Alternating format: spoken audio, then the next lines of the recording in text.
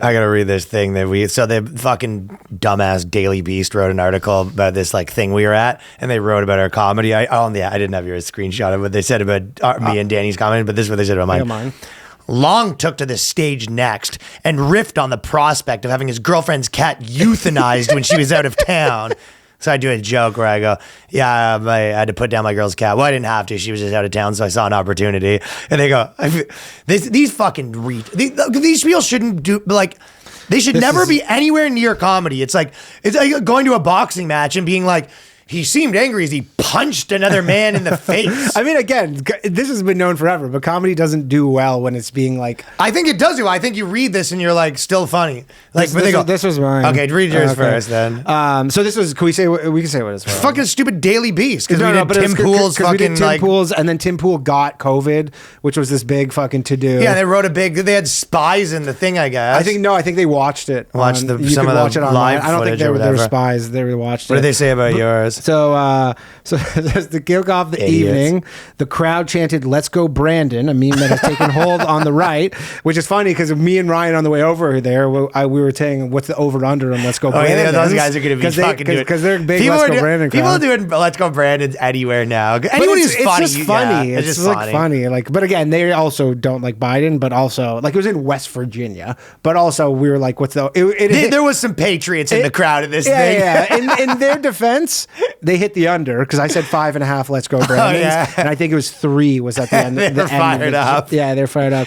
So it says, the Patriots. The video posted on timcast.com has been edited, but some of the jokes told included Polishchuk musing about the struggles of divorced dads and unwarranted Amber Alerts, and the popularity, or lack thereof, from his point of view, of the WNBA.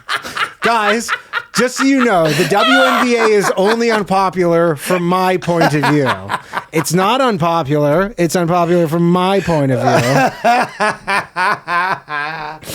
It's only unpopular from your point of view. Holy shit.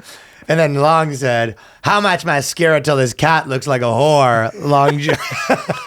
Long jokingly said how he understood animal testing. "We made whiskers look fuckable." Yeah. And it was just like, you idiots have no business doing anything. You go, I'm pretending I misunderstand animal testing. Well, you're pretending you misunderstand comedy while writing an article about fucking comedians, you losers. Yeah. Well, I mean, that's kind of... I'm sure that he had a word limit. Dorks. He had a word limit, and he was just stretching her out. Gotta be the ultimate dork squad at that fucking sure, job.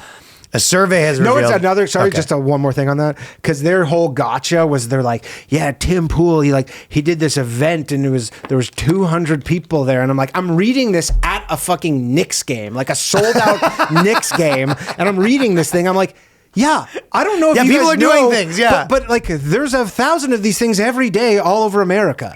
These people still haven't left their fucking bedrooms. Yeah, but in their like fucking narrow context, they go, how dare someone I don't like do an event with 200 people at it? Yeah, Patton Oswalt's touring. Yeah, everybody's fucking doing stuff. Like, there's like, this is your issue, there's a million things happening like this every day all over America. Yeah. But again, it's their issue. That was their gotcha, you're right. That was their gotcha, and they go, well, it's this thing that I don't like. And then, I mean, again, I asked people, like, lots of people there were vaccinated. Like, again, some people were not. But the Patriots weren't. The Patriots weren't.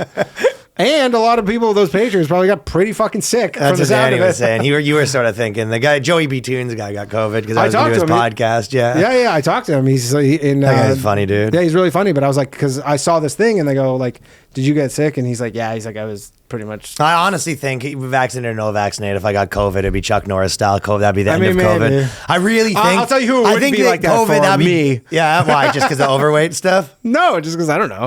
If I get COVID, I honestly think that would be the end of COVID. If not, I think I've right now Mr. Burns 10 different sicknesses. Fucking yeah, you have the Three Stooges syndrome. Where they're all trying to get through the door. I have all the fucking different viruses trying to get through the door right now. That's possible. That is certainly possible. They're not having good luck. But I mean, the way that they described my body it, might actually be the cure for this whole thing. The way it was described from him, he said, what did he say?